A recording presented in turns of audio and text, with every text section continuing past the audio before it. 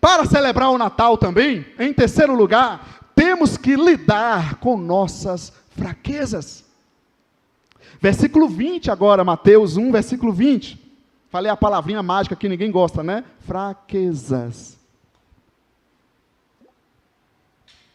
Versículo 20 diz assim: mas, depois de ter pensado nisso, de José ter pretendido anular o seu casamento, apareceu-lhe um anjo do Senhor em sonho e disse: José, filho de Davi, não tema receber Maria como sua esposa, pois o que nela foi gerado procede do Espírito Santo. Não tema receber Maria. Nós temos um grande problema. Sabe qual é um grande problema que nós temos? É o problema de não querer lidar com o problema. Você quer ver uma coisa? No mundo corporativo é usado o termo, quando a gente vai dar um feedback, fala o termo do feedback sanduíche. Ou então é assim, existe um problema, um erro, aí você não fala que está errado. A Ita, psicóloga também, se usa o termo assim, é algo a melhorar. A gente está tão carente, tão caixinha de ovo, sabe? Você não pode nem dizer, isso está errado. Você tem que falar, isso tem que melhorar. Isso é um problema. Pecado, você não pode falar, isso é pecado. Tem que dizer, não, é um erro, um problema que me aconteceu. Não, não é um problema, é um pecado. Temos que parar com essa frescura, desculpa o termo, e enfrentar a realidade. Temos que lidar com nossas fraquezas, porque nós somos humanos e fracos. Diz o texto que José, depois de pensar nisso, ele pensou naquilo, ele queria anular, ele temeu aquela situação de verdade. Aquilo não foi fácil na vida dele, e quem sabe que tem algo que nos perturba, que não está fácil na nossa vida. E eu não tenho que fugir disso, eu tenho que encarar isso e entender essa situação. Depois dele pensar nisso, aparece a solução, um anjo de Deus aparece para ele. Se você começar a pensar sobre os problemas, sobre a fraqueza, começar a colocar isso diante de Deus, sabe o que vai acontecer? Vai vir uma luz de Deus sobre a sua vida, sobre a sua mente, sobre o seu coração, e vai te dar uma direção. Aí o anjo do Senhor disse para ele, não tema receber Maria. O homem que estava pretendendo anular o casamento, agora diz, eu não temo receber essa mulher, porque eu sei que o que está nela é de Deus para a minha vida. O homem que estava fraco, querendo apagar o seu sonho, o seu planejamento, agora se levanta e diz, não, essa é minha mulher. Eu vou enfrentar essa situação. Para celebrar o Natal, temos que lidar com nossas fraquezas. Gente, não há solução sem problema. Se você quer alguma solução, para você desfrutar de soluções, tem que ter problema para ser solucionado. Não há vitória se não tiver luta. Não é verdade? A gente quer vitória, mas se você não enfrentar as lutas, não vai ter vitória. Não há vida com Deus se eu não enfrentar a vida com o mundo, contra o mundo. E não foi só José que ficou também lidando com suas fraquezas. Maria também enfrentou a sua fraqueza. No texto paralelo de Lucas, versículo 1, 29 a 30, diz que Maria ficou perturbada com essas palavras, quando o anjo falou com ela que ela iria engravidar. Olha que interessante, Maria ficou perturbada. Ela podia dizer, mas que bênção, Deus me escolheu para gerar o Salvador. Ela não, misericórdia, o que é isso? Será que Ele quer me condenar? Que absurdo é esse? Maria ficou perturbada com essas palavras, pensando no que poderia significar essa saudação. Mas o anjo lhe disse, não tenha medo. Maria, você foi agraciada por Deus. Maria ficou perturbada, mas vem a palavra de Deus dizendo a ela, não tenha medo. Você foi agraciada, não condenada, calme. Não lidar com nossas fraquezas, com nossos problemas, sabe o que vai acontecer? A gente transforma a graça de Deus, bênção de Deus, algo que é para ser renovo de Deus, em condenação na nossa vida. Não lidar com nossas fraquezas, nós transformamos graça em condenação. Vou te dar um exemplo. Deus amou o mundo que deu seu Filho unigênito por ele, sim ou não? Deus não amou a humanidade? E o que diz a palavra? Que o homem, por estar nas trevas, faz o quê? Se afasta da luz. por causa dos seus erros, dos seus pecados, o que ele faz? Em vez dele lidar com a sua fraqueza, com o seu problema, ele se afasta de Deus, se afasta da igreja, porque ele não quer lidar com o seu problema. Para celebrar o Natal, para celebrar o nascimento de Jesus, eu tenho que enfrentar as minhas fraquezas. Não fuja de Deus por causa dos seus pecados, por causa dos seus erros, por causa das suas fraquezas. Não fuja da igreja, da presença de Deus. Venha buscar no Senhor, porque o homem cai, mas o Senhor levanta. Nós enfrentamos lutas, mas no Senhor nós somos mais que vencedores. Se José e Maria não enfrentassem os seus medos, as suas fraquezas, eles não seriam usados por Deus para trazer Jesus ao mundo. Eles tiveram que fazer algo, que enfrentar as suas fraquezas, os seus medos, para serem usados por Deus. Eu e você precisamos enfrentar as lutas, as nossas fraquezas, os nossos problemas, para desfrutar do poder de Deus, da vida de Deus em nós, e viver um tempo agraciado pelo Senhor, em nome de Jesus. Amém, igreja?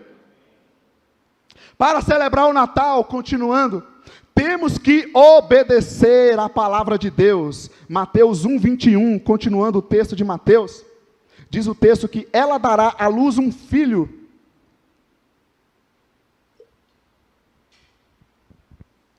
Ela dará à luz um filho, e você, falando com José, e você deverá dar-lhe o nome de Jesus, porque ele salvará o seu povo dos seus pecados. O texto de Lucas 1:31, falando com Maria, disse a mesma coisa, e você lhe porá o nome de Jesus.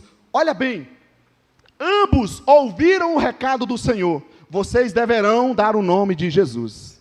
Ambos ouviram o recado, ambos tinham que obedecer, e uma coisa que me chama muita atenção, a salvação, o Salvador para vir ao mundo, passaria pela obediência desse casal. O amor de Deus sendo enviado ao mundo, passaria pela obediência desse casal. A bênção de Deus para a sua vida, precisa passar pela sua obediência. O amor de Deus para ser levado às pessoas, para que as pessoas sejam alcançadas e conheçam mais de Jesus, precisa passar pela nossa obediência ao Senhor. Não são somente palavras, atitudes, mas uma vida de obediência ao Senhor. Para celebrar o Natal, para celebrar o nascimento de Jesus, temos que obedecer a palavra. Amém, igreja? Quero te dar alguns exemplos na Bíblia muito interessantes sobre obediência.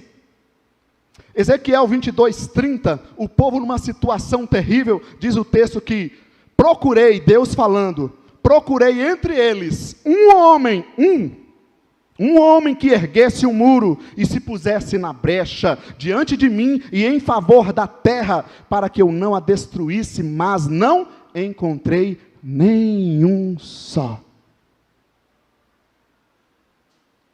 Deus procura por pessoas que estão dispostas a obedecer. Deus não procura pessoas perfeitas, porque Ele sabe que não há. Deus não procura pessoas justas, porque Ele sabe que não há. Deus procura pessoas que se rendem a Jesus, que diz: eu quero obedecer a palavra de Deus acima de todas as coisas.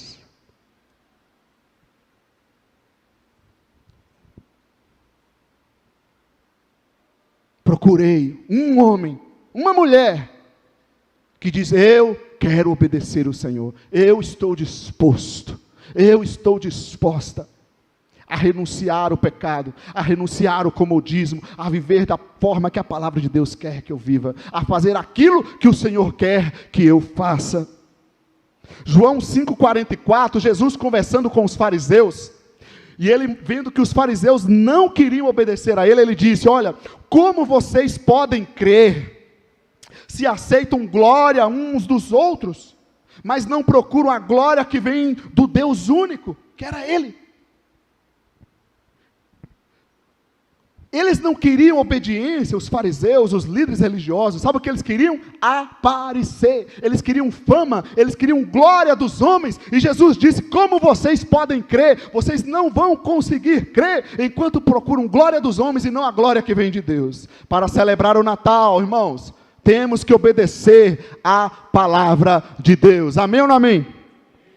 1 Samuel 15, 22, mais um exemplo sobre obediência, para a gente notar a importância que foi a atitude de José e Maria, que obedeceram tudo aquilo que o Senhor mandou, inclusive colocando o nome que o Senhor mandou. Se você vai ter algum filho, pensa bem, não somente na sua escolha, mas no nome que o Senhor deseja. 1 Samuel 15, 22, Samuel falando com Saul, o rei Saul, quando desobedeceu a Deus.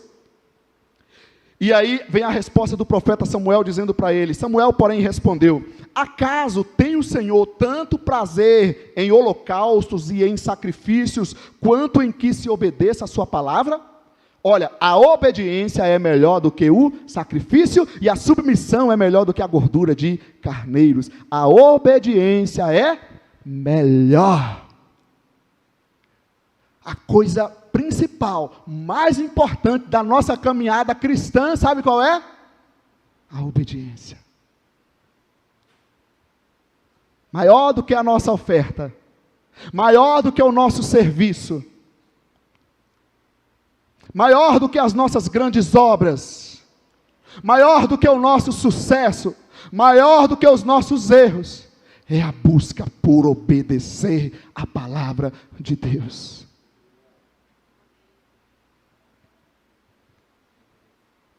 1 João 2,3, um texto que eu gosto e lembro muito.